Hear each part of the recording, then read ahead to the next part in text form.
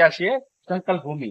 તમે જોઈ શકો છો મિત્રો, રાષ્ટ્રીય ધામ સંકલ્પ ભૂમિ સયાજી બાગ વડોદરા. આની પાછળનો જે ઇતિહાસ છે એ હું તમને દર્શાવવા માંગુ છું મિત્રો. અહીંયા પણ એક સરસ મજાની તકતી આપેલી છે અને એમાં તમને શું લખેલું છે, શું વેદના છે તમને જણાવીશ. લખ્યું છે કે મુર્દો મેં ભી જાન ડાલ દી બાબા ભીમ તેરે સંકલ્પ ને. અહીંયા કેમ આવું લખવું પડ્યું કે મરદા જેવું જીવન જીવતા હતા અને એમાં એક સરસ મજાનો સંચન જીવ પૂરવાનું કામ કર્યું હોય તો બાબા સાહેબે કામ કર્યું છે. એની પાછળનો ખૂબ જ મોટો ઇતિહાસ છે. આ સંકલ્પ ભૂમિ કેમ નામ પડ્યું છે એ પણ તમને ઇતિહાસથી હું માહિતગાર કરીશ. 23 સપ્ટેમ્બર 1917 ના દિવસે ડોક્ટર બી.આર. આંબેડકરે ખૂબ જ એક દ્રઢ સંકલ્પ કર્યો હતો. શા માટે સંકલ્પ કર્યો હતો મિત્રો? કારણ કે રૂઢિવાદી પરંપરા, કહેવાતા ધર્મના ઠેકેદારો, એટલો બધો અત્યાચાર વધી ગયો હતો. કહેવાતી નિમ્નક જાતિ, શુદ્રક જાતિ, અંત્યજ જાતિ, એમની ઉપર ખૂબ જ તિરસ્કાર અને જુલમ ગુજારવામાં આવતો.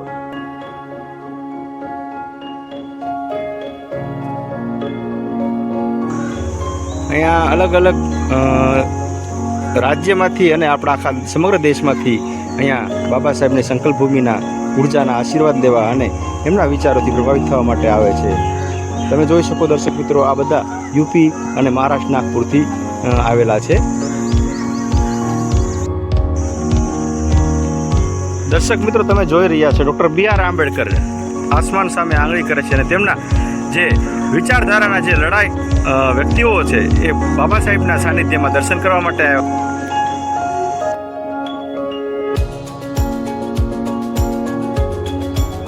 તો જેમ મેં તમને વાત કરી કે ડોક્ટર બી.આર. આંબેડકરે બહુ ખૂબ જ દુઃખી હૃદયે જે પ્રતિજ્ઞા કરી હતી એ આ સ્થળ તમે દર્શક મિત્રો જોઈ શકો છો.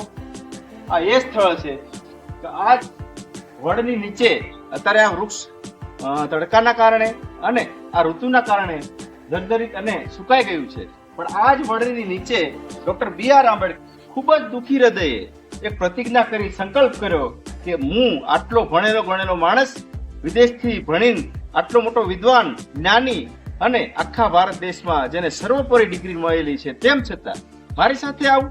અને આવી વલોપાત અને દુઃખી હૃદયે બાબા સાહેબે આ વડની નીચે એક સંકલ્પ કર્યો અને એ સંકલ્પ જે આપણે વાત અગાઉ કરી એ સંકલ્પના કારણે આ સ્થળને સંકલ્પ ભૂમિ તરીકે પ્રસ્થાપિત કરી. સંકલ્પ કર્યો કે હું જ્યાં સુધી જીવીશ ત્યાં સુધી વંચિત, શોષિત અને જ્યાં પીડિત વ્યક્તિઓ છે એના હક અધિકાર માટે લડતો રહીશ અને મારું જીવન છે એ આ વ્યક્તિઓ, આ માણસોને પાછળ મારું આખું જીવન ખર્ચી નાખીશ અને આમને માનવ તરીકેના હક પ્રસ્થાપિત નહીં કરું ત્યાં સુધી હું શાંતિથી બેઠીશ નહીં. બન્યું એવું મિત્રો કે ડોક્ટર બી.આર. આંબેડકરને આ બરોડા ધરતીના સયાજીરાવ ગાયકવાડ ત્રીજાએ ભણવા માટે એમને શિષ્યવૃત્તિ પ્રદાન કરી હતી. અને આ શિષ્યવૃત્તિ પ્રદાન કરી ત્યારે એક શરત મૂકવામાં આવી હતી કે ડોક્ટર બાબા સાહેબ, તમારે ભણી ગણીને જ્યારે તમે પારંગત થાવ ત્યારે બરોડા રાજ્યની તમારે નોકરી કરવાની છે. અને આ કરાર મુજબ ડોક્ટર બી.આર. આંબેડકર અહીંયા નોકરી કરવા માટે આવે છે. પણ મિત્રો, નોકરી કરવા માટે આવે છે પણ એમની સાથે કેટલી યાતનાઓ એમને ભોગવવી પડે છે. હવે આવા વ્યક્તિ કોલંબિયા અને લંડન સ્કૂલ ઓફ ઇકોનોમિકમાં ભણી આવતા હોય અને સર્વોચ્ચ ડિગ્રી હાંસલ કરીને આવે છે. સર્વપ્રથમ તો કોઈ એમને રેલવે સ્ટેશને લેવા માટે આવતું નથી અને જ્યારે એ બરોડા આવી જાય છે પછી એમને રહેવા માટે તકલીફ પડે છે કે હવે રહેવું ક્યાં, કારણ કે એમની જે જાતિ હતી ને જાતિ એ ખૂબ જ એમને આડે આવતી હતી, ક્યાંક અવરોધરૂપ બનતી હતી. અને એ સમયે બાબા સાહેબે ખૂબ જ વિચાર કર્યો, કોઈ જગ્યાએ એમને મકાન ભાડે મળતું હતું. એમના બે મિત્રો હતા, ખ્રિસ્તી અને બીજા એક હિન્દુ હતા, એ પણ એમને કોઈ આપવા માટે તૈયાર નતા. એટલે કંટાળી હારી થાકી બાબા સાહેબે વિચાર કર્યો કે મારે અહીંયા નોકરી તો કરવી જ પડે એમ છે. એટલે બાબા સાહેબે નક્કી કર્યું કે હું કેન પ્રકારે મારે જાતિ છુપાવવી પડે તો ભલે છુપાવવી પડે. એક પારસી ધર્મ શાળામાં બાબા સાહેબ પોતાનું નામ પણ આખું અદલ સોરાબજી નામનું નામ બદલી અને પારસી ધર્મશાળામાં ઉતારું તરીકે અને ભાડે મકાન તરીકે રહી છે. મિત્રો, એ ગેસ્ટ હાઉસ કે પારસી ધર્મશાળા એકદમ જે થર્ડ ક્લાસ રૂમ કહી શકાય, જ્યાં ઉંદર આટા મારતા હોય, ખંડેર જેવો હોય, ત્યાં એ લોકોને બાબા સાહેબને ત્યાં ઉતારો આપવામાં આવે છે. હદ તો ત્યારે થાય છે દર્શક મિત્રો, બાબા સાહેબ જ્યારે સયાજી ગાયકવાડની નોકરી કરવા માટે જાય છે ત્યારે મિત્રો વિચાર કરજો, ચોથા વર્ગનો કર્મચારી. ચોથા વર્ગનો કર્મચારી એટલે હું એ કર્મચારીના પદ પ્રત્યે મને કોઈ ધૃણા નથી, પણ મિત્રો ચોથા વર્ગનો કર્મચારી અને ક્યાં doctor B R. Ambedkar London School of Economic, કોલંબિયામાંથી, વિદેશમાંથી આટલો ઉચ્ચ અભ્યાસ કરીને આવ્યો છે. એ વ્યક્તિને બાબા સાહેબને જ્યારે ફાઇલ જોઈતી હોય ત્યારે આવા વ્યક્તિ, પટ્ટાવાળો વ્યક્તિ એમને ફાઇલ ફેંકી અને આપતા હોય. જ્યારે ઊભા થઈ જાય ત્યારે ખુરશી સાફ કરી નાખે, માટલું પાણી પીવા માટે આપવામાં ના આવે. આ હદ સુધી નિમ્ન કક્ષાની, નીચ કક્ષાની માનસિકતાનો બાબા સાહેબને સામનો કરવો પડે. અને ત્યારે બાબા સાહેબને અહીંથી હલનચલન થાય છે કે આટલો મોટો હું બેરિસ્ટર થયેલો, સૂટ બુકમાં આટલો ભણેલો, આટલો વિદ્વાન હોવા છતાં મારી સાથે માત્ર જાતિના કારણે આટલું મારી વર્તન થાય છે. ત્યારે બાબા સાહેબ અહીંથી હલી જાય છે. તેમ છતાં સહન કરે છે અને આગળ વાત કરવાનો પ્રયત્ન કરે છે, પણ વચ્ચે ક્યાંક કડી તૂટે છે અને મહારાજા સુધી વાત પહોંચતી નથી. હવે આ ઘટના ઘટી અહીંયા, આ ઘટના બીજી ઘટે છે એવી કે જે ભારતીય ધર્મશાળામાં રોકાયા હતા ત્યાં કહેવાતા જે હિન્દુઓ સમાજના વ્યક્તિઓ છે, જે ધર્મના ઠેકેદારો છે, એમને ખબર પડે છે અને લાઠી લઈને રાત્રે હુમલો કરે છે અને બાબા સાહેબને મારવા માટે તત્પર થાય છે અને એ ધર્મશાળા છોડી દેવા માટે ફરજ પાડવામાં આવે છે. ખૂબ જ વલોપાત કરી એમનું હૃદય ખૂબ જ હલનચલન થાય છે અને નક્કી કરે છે, મનોમંથન ચાલે છે. 5 કલાક મિત્રો, 5 કલાક આ બાગમાં ડોક્ટર B.R. આંબેડકર વિતાવે છે અને ત્યારે મનોમંથન થાય છે અને બાબા સાહેબની આંખમાંથી આંસુ પડે છે.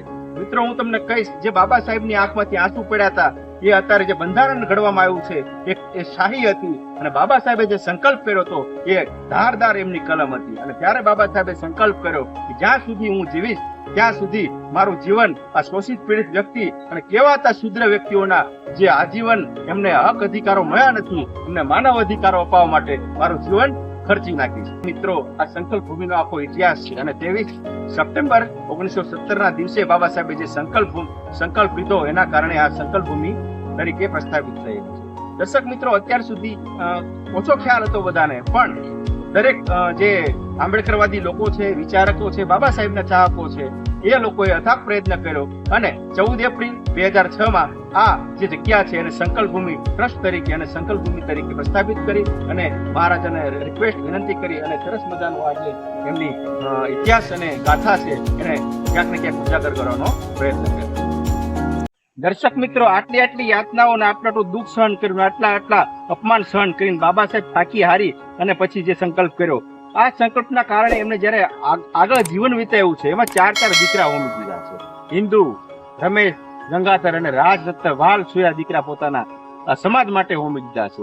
અને મિત્રો, જે આ સંકલ્પ કર્યો એની સાથે જોડાયેલું છે. મારી પાસે તમે જોઈ શકો છો ભગવાન બુદ્ધના જીવન ચરિત્ર દાદા કિર્લોસ્કરે એમને જયારે બુદ્ધ ચરિત્ર પુસ્તક ભેટમાં આપ્યું હતું ત્યારે બાબા સાહેબ ત્યારથી પ્રભાવિત હતા. એટલે 1935 બાબા સાહેબ ખૂબ જ કંટાળી ગયા હતા. અપમાન, જાતિગત આભડછેડ, અસમાનતાથી થાકી હારી અને 1935 એમને નક્કી કર્યું કે હિન્દુ તરીકે જન્મ લેવો એ મારા હાથની વાત નથી, પણ હિન્દુ તરીકે મરવું કે ન મરવું એ ચોક્કસ મારા હાથની વાત છે. બાબા સાહેબે નક્કી કર્યું કે બુદ્ધમ શરણમ ગચ્છામિ, હું બુદ્ધ ધર્મ અંગીકાર કરીશ અને જે માનવતાવાદી છે, સમાનતાવાદી છે, સત્ય, પ્રેમ, કરુણા છે એવો સાર્વજનિક અને માનવતાવાદી અને રાષ્ટ્રવાદી ધર્મ એટલે બૌદ્ધ ધર્મ હું અંગીકાર કરીશ. અને જ્યારે બાબા સાહેબ મૃત્યુ પામ્યા ત્યારે 1956 છેલ્લે એમનું પુસ્તક પ્રકાશિત થયું, બુદ્ધ અને એનો ધર્મ. તો આ મિત્રો, આ જે ધરતી છે છેલ્લે બાબા સાહેબ અને 1956 નાગપુરમાં 14 ઓક્ટોબરમાં બાબા સાહેબે બૌદ્ધ ધર્મ અંગીકાર કર્યો અને પોતાનું જીવન એ સાર્થક કર્યું. આવા આપણા મહાન ડોક્ટર B.R. આંબેડકર હતા અને એ સંકલ્પ ભૂમિના મિત્રો મેં દર્શન કરવાની પ્રયત્ન કર્યા છે. આવા તમને પ્રેરણાદાયી અને માહિતીસભર વિડીયો જોવા માટે મારી પોઝિટિવ પ્રકાશ YouTube ચેનલ તમને ગમે તો લાઈક અને શેર કરો, સબસ્ક્રાઇબ કરો અને બીજા લોકો સુધી પહોંચાડો. તો મિત્રો, આવા અવનવા વિડીયો સાથે ફરીથી મળશું. ત્યાં સુધી સ્વસ્થ રહો, મસ્ત રહો. જય માનવતા, જય ભીમ, જય સંવિધાન.